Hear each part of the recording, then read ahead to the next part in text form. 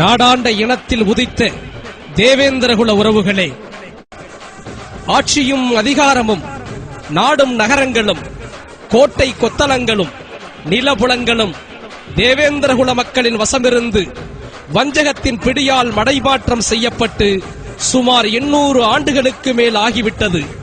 அத்தனையும் கனவாகி போனாலும் வீரமும் விளைநிலமும் எந்த ஆட்சி வந்தாலும் அதை தீர்மானிக்கக்கூடிய சக்தியாய் இன்றும் என்றும் விளங்கிக் கொண்டிருப்பது இந்த பெருமைமிக்க தேவேந்திர இனமே என்பதை இன்றைய அரசியல்வாதிகளும் சமூக சிந்தனையாளர்களும் தெளிவாக அறிந்து வைத்திருக்கின்ற ஒன்று.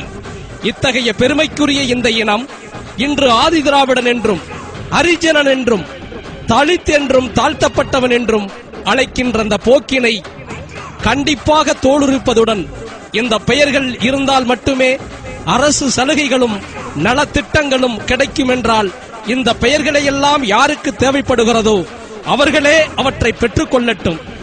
நாடாண்ட இனமான வரலாற்று சிறப்பு மிகுந்த வழிபாட்டு மரபுகளோடு வாழ்ந்து வருகின்ற எங்கள் தேவேந்திர குலத்திற்கு வேண்டியதில்லை.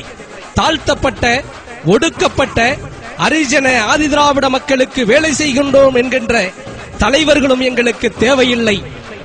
எம் இனத்தின் தேவைகள் எல்லாம் மல்லராக வாழ்ந்த இந்த இனத்தை இத்தனை இழிவுகளை சுமத்திய சூழ்ச்சிகளை களைந்து இம்மக்களை தேவேந்திரகுல வேளாளர் என அறிவித்து எஸ்சி என்கின்ற பட்டியல் சாதியிலிருந்து வெளியேறுவதுடன் வேந்தர் மரபினருக்கான சிறப்பு இடஒதுக்கீடு வேண்டும் என்பதே இந்த இனத்தின் ஒருமித்த ஒன்றுபட்ட குரலாகும்.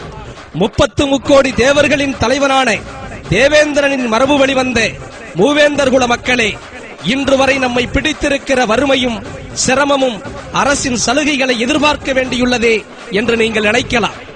இன்றைக்கு உயர்ந்த சமூகம் என்று சொல்லிக் கொண்டிருக்கின்றவர்கள் அவர்கள் மத்தியிலும் இந்த பிரச்சனை இருக்கவே செய்கிறது. தாழ்த்தப்பட்டவன் என்றாலே தரம் கெட்டவன் என்றால் உழைக்க தெரிந்த இந்த இனத்திற்கு உயர்மணிகள் தெரியாதா என்ன? உலக பசியை விரட்ட ஏற்பிடித்த இனமே, பகையை மிரள வைக்க வாழ்பிடித்த இனமே தன்மானம் பறிபோகிறது என்றால் தாழ்த்தப்பட்டோர் பட்டியல் நமக்கு எதற்கு? வேண்டியவர்கள் பயன்பெறட்டும். வேந்தர் குலமே பட்டியலிலிருந்து வெளியேறு.